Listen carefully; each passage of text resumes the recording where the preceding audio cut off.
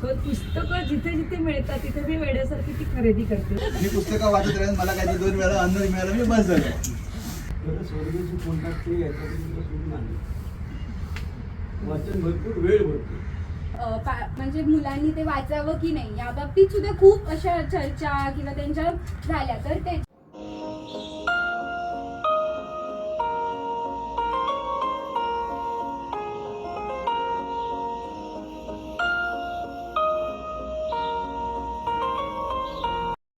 होती जी George Washington कारवर यांनी पुढे घेऊन गेलो.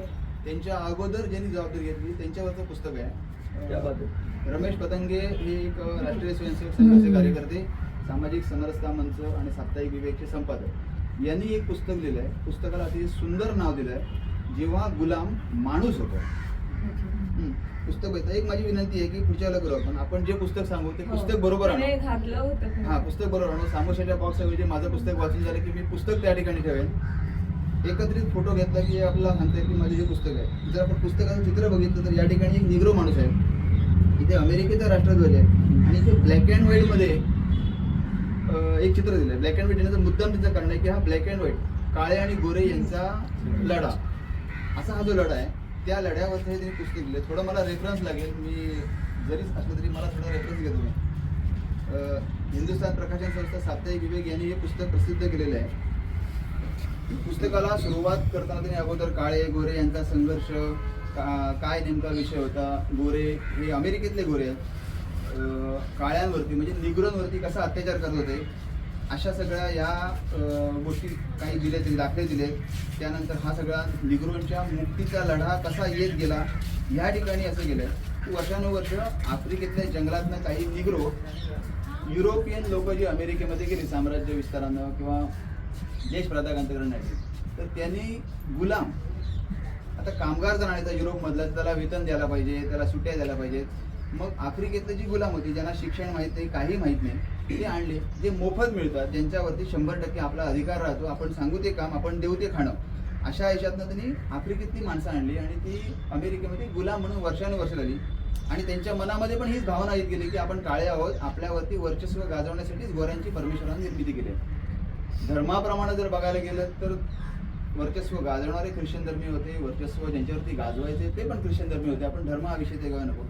हा काळे गोरे यांचा संघर्ष, अब्राहम लिंकन ज्या वेळेला अमेरिकेचे राष्ट्राध्यक्ष झाले त्यावेळेला त्यांनी आग्रहाने घेतलं की वर्णभेद अमेरिकेतला संपला पाहिजे, all mens are created equal असं हे महान तत्व त्यांनी घेतलं आणि एक जगप्रसिद्ध असं अमेरिकेचा एक जाहीरनामा जाहीर केला त्यांनी. त्याच्यातनं आजपासून निग्रोंवरती वर्चस्व गाजवलं जाणार नाही, निग्रो हा गुलाम म्हणून यापुढे राबवला जाणार नाही. निग्रो जमात ही स्वतंत्र झाली. अर्थात स्वातंत्र्याचा अनुभव आपण पण घेतला, पण स्वातंत्र्य मिळालं म्हणजे नेमकं काय आलं, मी स्वतंत्र झालो हे गुलामाला सांगितलं गेलं, पण नेमकं काय झालं तर उद्यापासून तुझ्या अन्नाची उपजीविका तू करायची आहेस, ही शेती तुझ्या मालकीची झाली आहे. वर्षानुवर्ष मालकाकडनं अन्न घ्यायची जी पद्धत होती, अचानक मला माझं अन्न शिजवायचं म्हटल्यानंतर ते सैरभैर झालं समाज. कारण त्यांना एक दिशा नव्हती. जसं तुम्ही म्हटलं होतं की आपलं ध्येय नाही, दिशा नाही, तसं या समाजालाही दिशा नव्हती. वर्षानुवर्ष गुलामी करायची पद्धत होती. मग त्यांच्यासमोर परत प्रश्न निर्माण झाला की आपण स्वतंत्र झालो त्यापेक्षा गुलाम होतो ते बरं होतं. कारण मला माझं अन्न कमवायला लागतंय, मला माझं काम करायला लागतंय, इतके वर्ष मालक सांगेल ते काम करायचं. पण शेती माझ्या नावात 100 एकर झाली, पण ती कसायची कशी याचं मला नॉलेजच नाही. किंवा बटाटा पिकवायचा, तो बटाटा पिकून विकायचा कुठे हेच मला समजत नाही.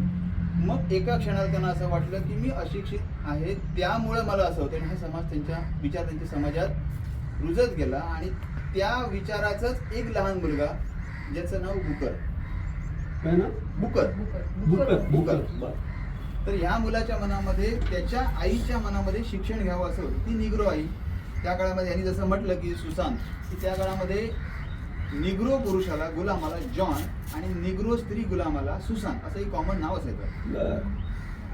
कोणी तुमचं असेल आणि मुलगा किंवा मुलगी कोणाची असेल हे सांगू शकत नाही, त्यामुळे त्यांना पुढचं भविष्य काय नाही होतं, कॉमन नावं दिली जायची.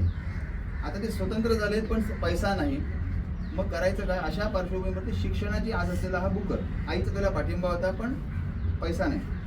याचे वडील मिठागरामध्ये काम करायचे. साधारण आपले अक्षर अंकगणिताची ओळख ही 0-1 नंबराने होते.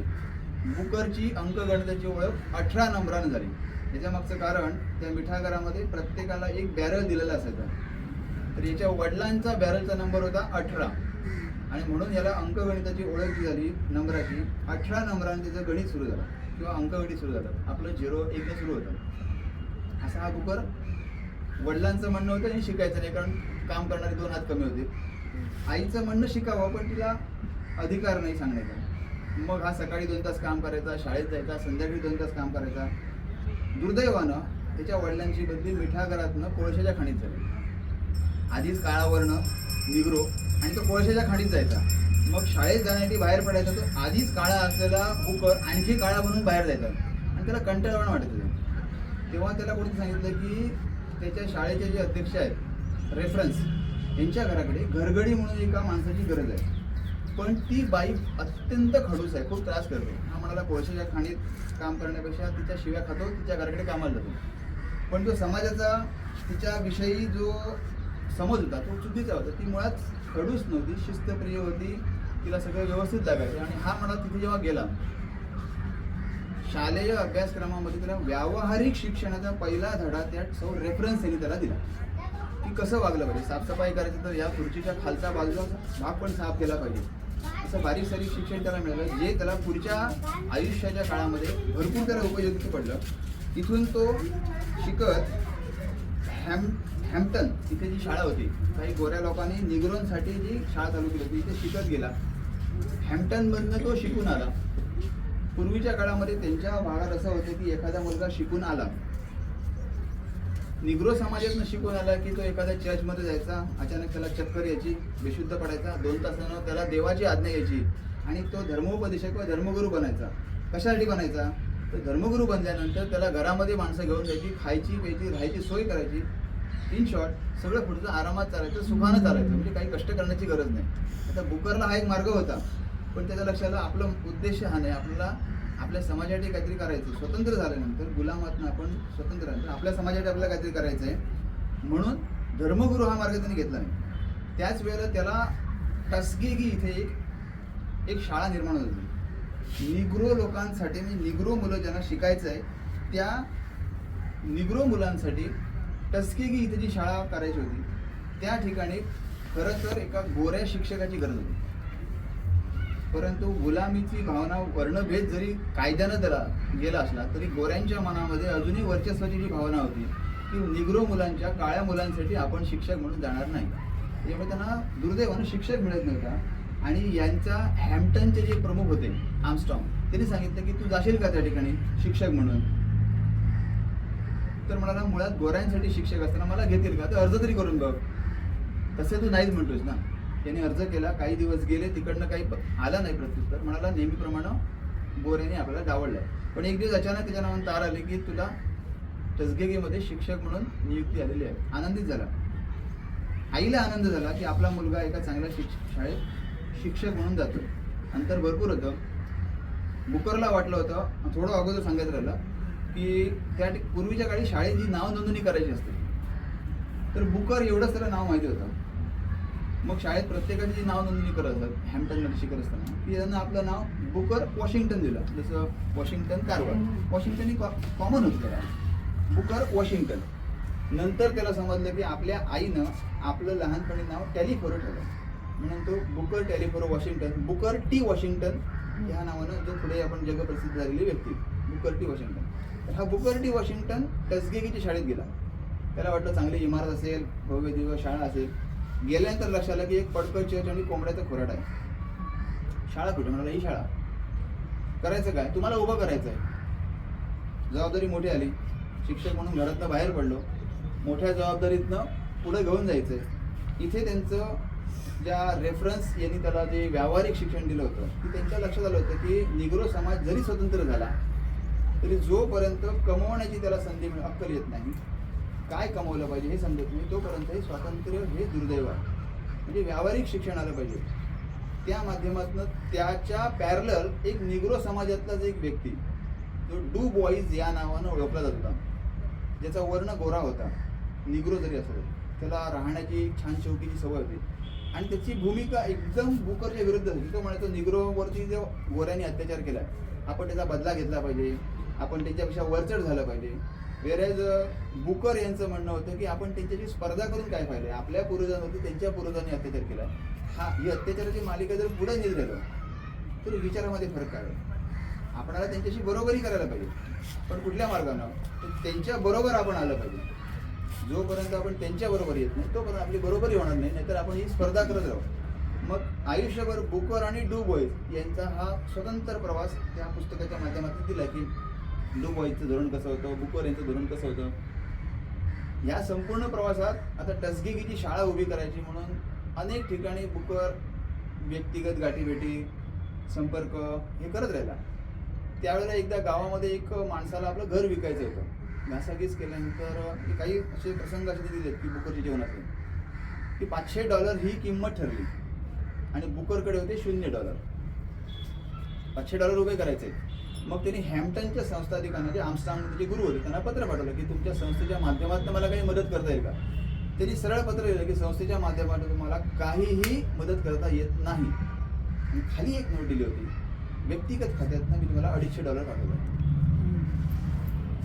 मदतीचा पहिला ओघ गुरुकडनं आला. आता बुकर याच्या समोर 2 प्रश्न उभे राहिले.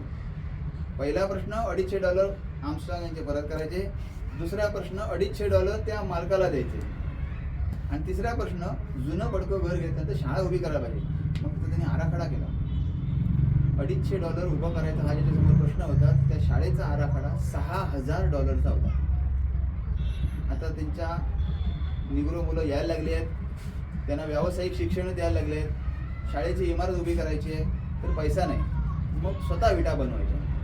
पहिला प्रयत्न फसला, दुसरा प्रयत्न फसला, तिसरा प्रयत्न करू नये, आपण विकत घेऊया विटा कोणाकडून तरी पैसे मागून. म्हणजे त्यांच्याकडे एक अतिशय मौल्यवान घड्याळ कोणते दिलं होतं, ती किंमत चांगली होती. हे म्हणाला घड्याळ मी विकणार. हा शेवटचा प्रयत्न.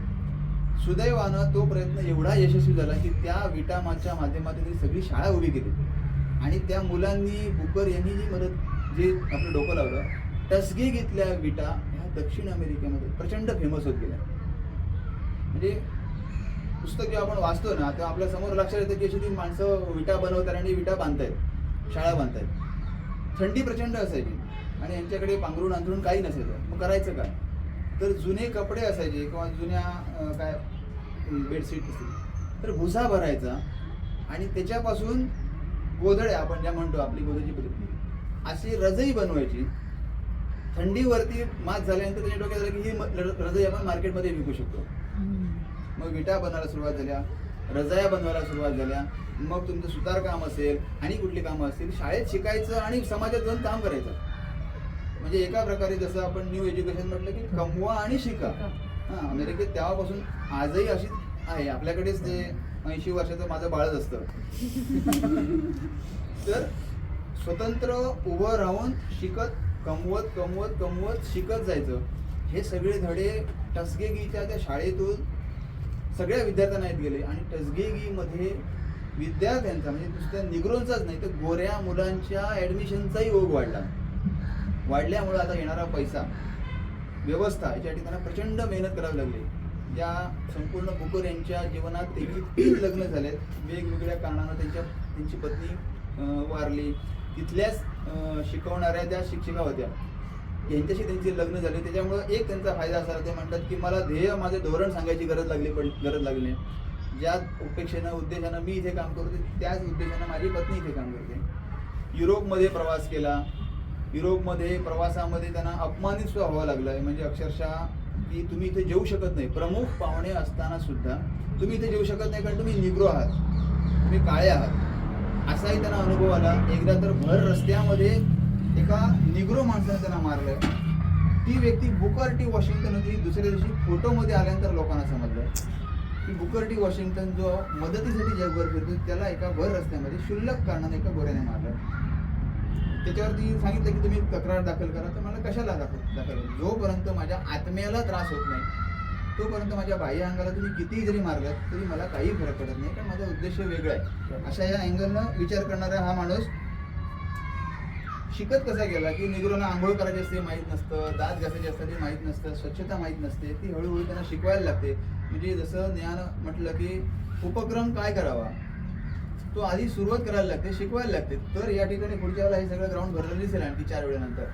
तर आधी कोणीतरी सुरुवात करायला लागते. तसं आधी स्वतःमध्ये बदल केले, मुलांमध्ये बदल केले आणि या टस्केगीमधून जी मुलं शिकून बाहेर पडत गेली ती समाजामध्ये अव्वल दर्जाची होत गेली आणि त्या टस्केगीच्या शाळेच्या माध्यमातून निग्रोंच्या उत्थापनासाठी ती बुकर टी वॉशिंग्टन या व्यक्तीनं जी मेहनत घेत गेला ती अतिशय अजरामरची होत गेली.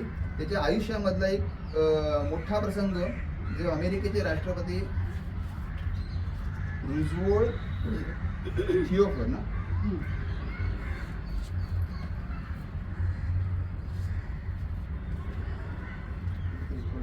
रूझवेल्ट हां तर 1901 ऑक्टोबर 16 1901 हा बुकर फक्त बुकर असं म्हणता येत नाही, निग्रोंच्या आयुष्यातला सगळ्यात मोठा.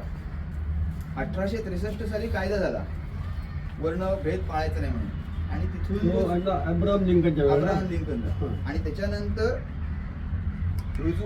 थिओडर रूझवेल्ट अमेरिकेचे राष्ट्राध्यक्ष यांनी याच्या पुढचं पाऊल टाकलं की टस्केगीमध्ये आपण येऊन एक मोठा कार्यक्रम करणार.